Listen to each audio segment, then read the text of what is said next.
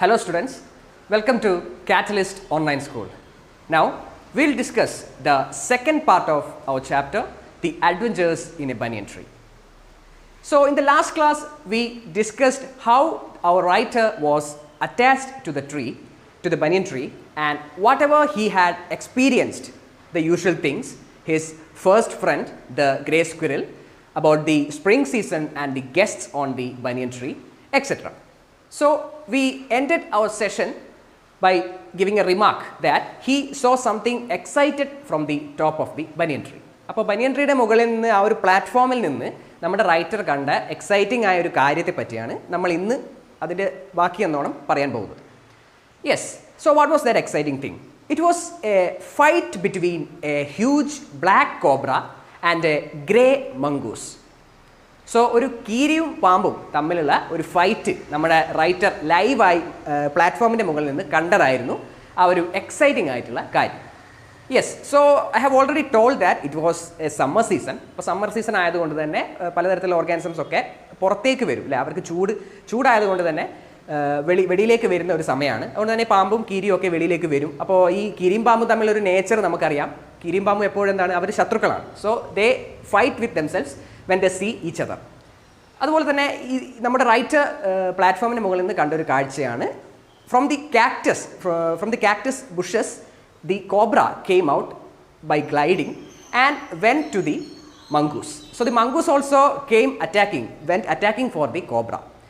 അപ്പോൾ ഇവരുടെ ഒരു അറ്റാക്ക്, ഇവരുടെ ഈ ഒരു ഫൈറ്റിനെയാണ് നമ്മുടെ റൈറ്റർ എക്സൈറ്റിംഗ് ആയിട്ട് ഇവിടെ ചിത്രീകരിക്കുന്നത്. യെസ്, സോ ബിഫോർ ഫൈറ്റ് നമുക്കറിയാം, ഒരു ഫൈറ്റിന് മുന്നേ അവരെന്തായാലും ഒരു പൊസിഷനിൽ നിൽക്കും അല്ലേ. So the writer clearly so the appearances of the competence, അതായത് നമ്മുടെ ഫൈറ്റേഴ്സ്. അവരെ കണ്ടതിന് ശേഷം അവരൊന്ന് ഡിസ്ക്രൈബ് ചെയ്യാൻ നമ്മുടെ റൈറ്റർ ശ്രമിച്ചിട്ടുണ്ട്. So what are the descriptions given to, what are the peculiarities of our fighters, cobra and the mongoose? First of all, the mongoose. Mongoose is very clever, superb fighter and aggressive one. വളരെ clever ആണ്, ഫൈറ്റിൽ വളരെ മിടുക്കനാണ്, and മാത്രമല്ല വേറൊന്നും കൂടിയാണ്, അഗ്രസീവും കൂടിയാണ്. വളരെയധികം ആക്രമണ സ്വഭാവമുള്ള ഒരു പ്രകൃതമാണ് ആർക്ക്, ഗ്രേ മംഗൂസിന് ഉണ്ടായിരുന്നത്. യെസ്, നൗ എന്താണ് അതിൻ്റെ സ്ട്രെങ്ത് എന്ന് പറയാൻ പറ്റുന്നത്? മംഗൂസ് വളരെ സ്പീഡിൽ അറ്റാക്ക് ചെയ്യുന്ന ഒരു ഓർഗാനിസമാണ്. മാത്രമല്ല അതിൻ്റെ ശക്തി എന്ന് പറയുന്നത് on the spine of the mongoose it had thick hairs. അപ്പോൾ ഈ തിക്നെസ് ഉള്ളതുകൊണ്ട്, ഹെയറിൻ്റെ തിക്നെസ് അതിനെ പല അറ്റാക്കിൽ നിന്നും അതിനെ ഡിഫെൻഡ് ചെയ്യുന്നുണ്ട്, അതിനെ രക്ഷപ്പെടുത്താൻ സഹായിക്കുന്നുണ്ട്. ഓക്കെ, നൗ മംഗൂസിനെ പറ്റി ക്ലിയർ ആണ്. Coming to the huge black cobra. എന്താണ് കോബ്രയുടെ പ്രത്യേകതകൾ? Cobra, first of all, it is attacking with a speed of light. മിന്നൽ വേഗത്തിൽ അറ്റാക്ക് ചെയ്യാൻ പാകത്തിലുള്ള ഒരു ശക്തി അതിനുണ്ട്. മാത്രമല്ല it has an experience in fighting. Skilled ആണ് ആൻഡ് എക്സ്പീരിയൻസ്ഡ് ആണ്. It's a skilful fighter and experienced fighter, the cobra. Then comes its glassy unwinking eyes. പാമ്പിൻ്റെ കണ്ണുകൾ കണ്ടിട്ടുണ്ടാവും. മെസ്മറൈസ് ചെയ്യുന്ന രീതിയിൽ തൻ്റെ ഓപ്പണൻറ്റിനെ അറ്റാക്ക് ചെയ്യുമ്പോൾ അതൊന്ന് മയക്കിയെടുക്കാൻ അല്ലെങ്കിൽ ശ്രദ്ധ തിരിക്കാൻ പാകത്തിലുള്ള കണ്ണുകളാണ് കോബ്രക്കുള്ളത്. ഓക്കെ, സോ നമ്മുടെ ഈ ഫൈറ്റിംഗ് മെക്കാനിസത്തിലേക്ക് ഞാൻ വരാം. Now they stood in position with each other, and the most important thing that is the strength of the cobra is the deadly venom. വിഷമുള്ള പാമ്പാണ്, കോബ്രയാണ്. അതുകൊണ്ട് തന്നെ അതിൻ്റെ ഫാങ് മീൻസ് വിഷപ്പല്ലിൻ്റെ അടിഭാഗത്തായിട്ട് അതിന് കുറച്ച് സാക്കുകളുണ്ട്. സാക്ക് മീൻസ് ഒരു സ്റ്റോറേജ് കണ്ടെയ്നർ. അപ്പോൾ ആ കണ്ടെയ്നറിൽ എന്ത് കാണാൻ പറ്റും? ഡെഡ്ലി വെനം അവിടെ പ്രസൻ്റ് ആയിരിക്കും. അപ്പോൾ ഈ ഡെഡ്ലി വെനം തൻ്റെ ഓപ്പണൻറ്റിനെ കൊല്ലാൻ പാകത്തിലുള്ള ശക്തി അതിനുണ്ട്. Yes, now the writer is writer seeing the fight between cobra and the mongoose. So we can describe it as 3 rounds of A fight. 3 റൗണ്ടുകളായിട്ട് ഈ ഫൈറ്റിന് നമുക്ക് ഡിവൈഡ് ചെയ്ത് പറയാൻ പറ്റുന്നതാണ്. അപ്പോൾ ഫസ്റ്റ് റൗണ്ടിൽ കാണാൻ പറ്റുന്നത് ഇവർ രണ്ടുപേരും മുഖാമുഖം വരുമ്പോൾ നമ്മുടെ ഡിസ്ക്രിപ്ഷൻസ് ഒക്കെ കൊടുത്തു കഴിഞ്ഞ ശേഷം റൈറ്റർ പറയുന്നുണ്ട്, this is A fight between 2 competence. Okay, അല്ലെങ്കിൽ ബാറ്റിൽ ഓഫ് ചാമ്പ്യൻസ് എന്ന് പറയുന്നുണ്ട്. രണ്ടുപേരും തുല്യ ശക്തിയുള്ളവരായതുകൊണ്ട് തന്നെ അവരുടെ ബാറ്റിൽ ഓഫ് ചാമ്പ്യൻസ് എന്ന് വിശേഷിപ്പിക്കാമെന്ന് റൈറ്റർ പറയുന്നുണ്ട്. Yes, now how is the fighting mechanism of cobra and mongoose? So the cobra, we can see that cobra stands with a hissing defiance. Okay, hissing defiance means അതിനെ ഒന്ന് പോർവിളിക്കുകയാണ്. അതായത് തൻ്റെ എതിരാളിയായ മംഗൂസിനെ പോർവിളിക്കുന്ന രീതിയിൽ hissing ആണ്. Hissing അറിയാലോ, HISSING. പാമ്പ് പുറപ്പെടുവിക്കുന്ന ഒരു ശബ്ദം. അപ്പോൾ ഇത് ഈ ഒരു ശബ്ദം പുറപ്പെടുവിച്ചുകൊണ്ട് നമ്മുടെ മംഗൂസിനെ മെസ്മറൈസ് ചെയ്യാൻ ഉള്ളൊരു ശ്രമമാണ് നമുക്ക് കാണാൻ പറ്റുന്നത്. Okay, it mesmerises with its eyes. But the mongoose was so clever. Earlier I told that mongoose was so clever fighter. And what did the mongoose try to do? The mongoose didn't concentrate on the unwinking or glassy eyes of the cobra. Unwinking eyes ആണ്, glassy ആണ്. എതിരാളിയുടെ concentration, ആ ഒരു ശ്രദ്ധ തിരിക്കാൻ പാകത്തിലുള്ള power അതിനുണ്ട്. പക്ഷേ അത് ശ്രദ്ധിക്കാതെയുള്ള ഒരു അറ്റാക്കിംഗ് മോഡാണ് ആർക്കുള്ളത്? മംഗൂസിനുള്ളത്. So and talking about the height and length of the combatants, mongoose is of 3 feet of length and coming to the cobra, it has 6 feet length. So it stands on the ground up to 3 feet and faces in an attacking position. And then comes the attacking mode of the fighters. So I had already told that this fight is divided into 3 rounds. Okay, the writer says it has 3 rounds. Now in most of the portions we can see the mongoose dominating over the cobra. Okay, ഫൈറ്റിലേക്ക് വരുന്നതിന് മുന്നേ പ്രധാനപ്പെട്ട 2 ക്യാരക്ടറിനെയും കൂടി അതിൽ പറയാനുണ്ട്. The spectators of the fight. So first of all ആദ്യമേ നമുക്കുള്ളൊരു spectator ആരാണ്? നമുക്ക് ഈ കഥ പറഞ്ഞു തരുന്ന ആൾ, നമ്മുടെ റൈറ്റർ മുകളിൽ നിന്ന് ഇത് സ്പെക്ടേറ്റ് ചെയ്യുന്നുണ്ട്, ഇത് വ്യൂ ചെയ്യുന്നുണ്ട് ഈ ഒരു ഫൈറ്റ്. അതിന് പുറമെ 2 പേരും കൂടി അവിടെ ഈ ഒരു ഫൈറ്റ് കാണാൻ വേണ്ടി കാക്ടസ് പ്ലാന്റിൻ്റെ മുകളിൽ വന്നിരിക്കുന്നുണ്ട്. ആരൊക്കെയാണ്? A jungle crow and a മൈന.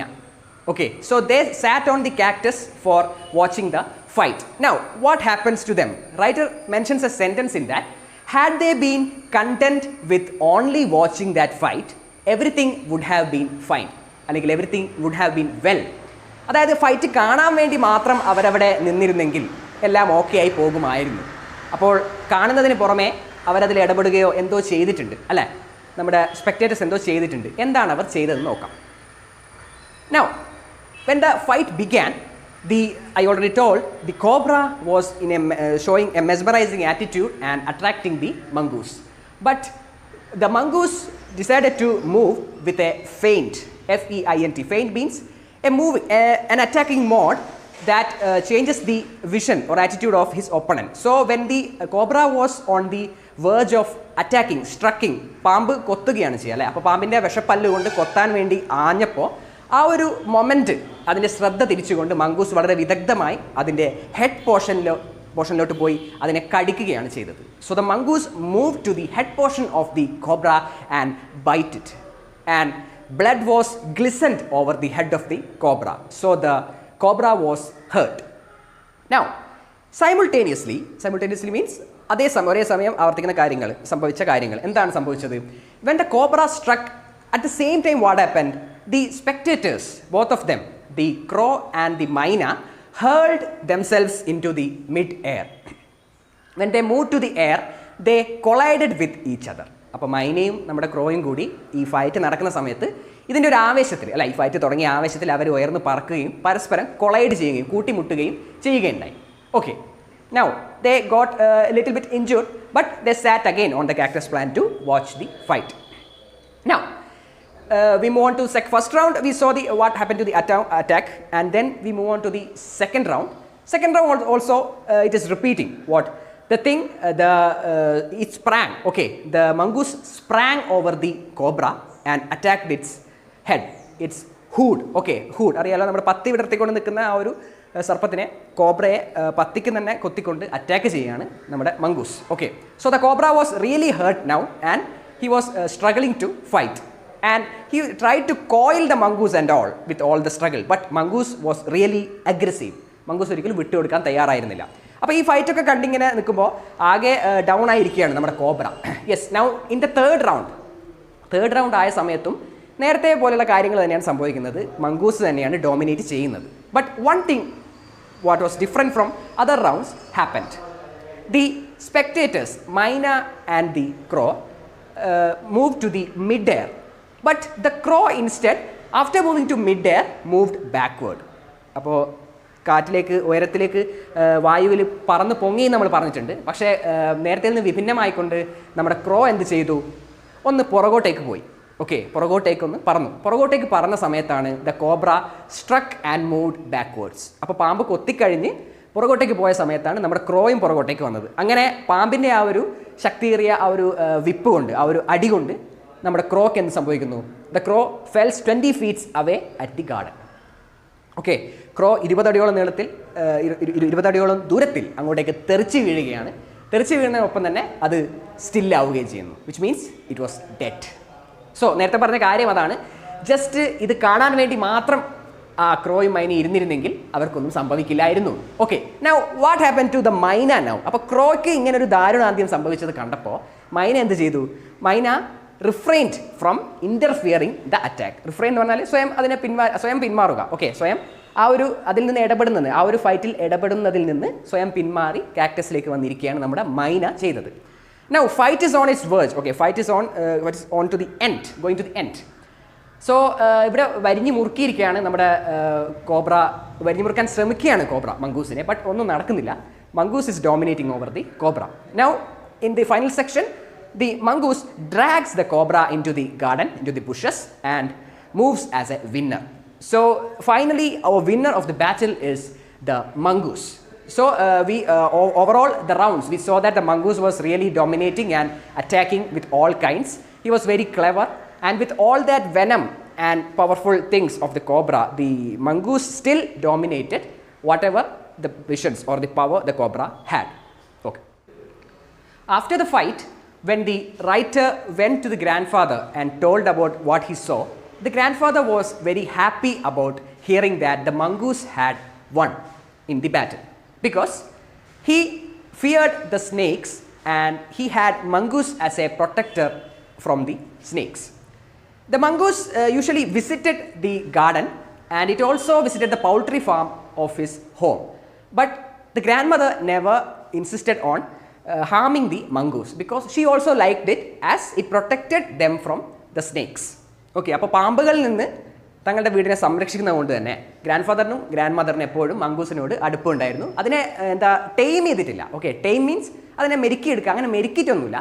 അതൊരു കാട്ടിൽ ജീവിക്കുന്ന സാധനം തന്നെ, അതിനെ ഡൊമസ്റ്റിക്കേറ്റ് ചെയ്തിട്ടില്ല. But they like the presence of the mongoose, because പാമ്പിൽ നിന്ന് അതിനെ രക്ഷിച്ചിരുന്നു, ആ ഫാമിലിയെ രക്ഷിച്ചിരുന്നത് കൊണ്ട് തന്നെ മംഗൂസിനെ അവർ ഇഷ്ടപ്പെട്ടിരുന്നു, അതിൻ്റെ പ്രസൻസ് ഇഷ്ടപ്പെട്ടിരുന്നു. Yes, so now then comes another strange thing around that period that he faced. Okay, അവർ റൈറ്റർ ഹാഡ് എക്സ്പീരിയൻസ്ഡ്. എന്തായിരുന്നു ആ strange case? The strange case of the white rat and the grey squirrel. എന്താണ്? വെളുത്ത എലിയും grey സ്ക്വിറലും അവർക്കുണ്ടായ കുട്ടികൾ. അതായിരുന്നു അവിടെ ഉള്ളൊരു സ്ട്രേഞ്ച് കേസ് എന്ന് പറയുന്നത്. Now, how does it became strange? എന്തുകൊണ്ടാണ് അത് സ്ട്രേഞ്ച് ആണ്, അല്ലെങ്കിൽ വ്യത്യസ്തമായ എന്തോ അതിൽ ഒളിഞ്ഞു കിടക്കുന്നത്, നിഗൂഢമായ എന്താണ് അതിലുള്ളത് എന്നാണ് നമുക്ക് നോക്കാനുള്ളത്. ഓക്കെ, സോ നമുക്കറിയാം the squirrel is a earlier friend of the boy. Squirrel എത്രത്തോളം അറ്റാച്ച്ഡ് ആണെന്നൊക്കെ നമുക്കറിയാം അല്ലേ. അപ്പോൾ കൂട്ടത്തിൽ വേറെയും മറ്റ് സ്ക്വിറലുകളൊക്കെ ആ ഒരു മരത്തിൻ്റെ മുകളിലുണ്ട്. Now there is another character, a white rat. ഒരു വെളുത്ത എലി കൂടി ആരുടെ കയ്യിലുണ്ട്? നമ്മുടെ ഗ്രാൻഡ് ഫാദറിൻ്റെ കയ്യിലുണ്ട്. Grandfather had bought the rat from the bazaar for annas. 4 അണയ്ക്ക് ബാസാറിൽ നിന്ന് വാങ്ങിയ ഒരു എലി ആരുടെ കയ്യിലുണ്ടായിരുന്നു? നമ്മുടെ ഗ്രാൻഡ് ഫാദറിൻ്റെ കയ്യിലുണ്ടായിരുന്നു. So the writer usually took that white rat to the banyan ട്രീയുടെ മുകളിലേക്ക് അതിനെ കൊണ്ടുപോകും. അപ്പോൾ കൊണ്ടുപോകുന്ന സമയത്ത് it became friends with the grey squirrel. അപ്പോൾ സ്ക്വിറലുമായിട്ട് ഈ ഒരു വൈറ്റ് റാറ്റ് ചങ്ങാതത്തിലാവുകയും അവർ തമ്മിൽ ഇങ്ങനെ ഒരു റിലേഷൻഷിപ്പ് വളരുകയും ചെയ്തു എന്നാണ് റൈറ്റർ പറയുന്നത്. സോ ഇനി ഇത് സ്ട്രേഞ്ച് ആവുന്നത് എങ്ങനെയാണ്, ഇവരുടെ ഒരു ബന്ധം സ്ട്രേഞ്ച് ആവുന്നത് എങ്ങനെയെന്ന് നമുക്ക് നോക്കാം. Later after many days the knitting of grandmother, നൂൽക്കുന്ന ആ ഒരു കെട്ട് മിസ്സിംഗ് ആയിരുന്നു. ഗ്രാൻഡ് മദറിൻ്റെ ഒരു ഇൻസ്ട്രുമെൻറ്റ് അത് മിസ്സിംഗ് ആയിരുന്നു. അപ്പോൾ അത് മിസ്സിംഗ് ആയപ്പോൾ എല്ലാവരും അതിനുവേണ്ടി സെർച്ച് ചെയ്തു. അങ്ങനെ റൈറ്റർ ഇത് കണ്ടെത്തുന്നത് മരത്തിൻ്റെ ഒരു പൊത്തിൽ നിന്നാണ്. ഓക്കെ, മരത്തിൻ്റെ പൊത്തിൽ ഇതിങ്ങനെ ഒരു കിടക്ക പോലെ ഇതിങ്ങനെ അഴിച്ചിട്ട് ഇതിങ്ങനെ വിരിച്ച് വെച്ചിട്ടുണ്ട്. And with the shining of the needle he could detect that it was in the banyan tree. എങ്ങനെ അതവിടെ എത്തി എന്നാണ് ചോദിക്കുന്നത്. മാത്രമല്ല അവിടെ കുറച്ച് ഒരു ഗസ്റ്റുകൾ കൂടി ഉണ്ടായിരുന്നു. ആരൊക്കെയാണ്? It was little white squirrels. വെള്ള നിറത്തിലുള്ള അണ്ണാറക്കണ്ണന്മാരായിരുന്നു അതിൽ നമുക്ക് കാണാൻ കഴിഞ്ഞത്, റൈറ്ററിന് കാണാൻ കഴിഞ്ഞത്. എങ്ങനെ അത് സംഭവിച്ചു എന്ന് ഇവരൊക്കെ ആശ്ചര്യപ്പെടുകയാണ് ഉണ്ടായത്. They became excited and they became doubtful of how this might have happened, the grandfather and the author.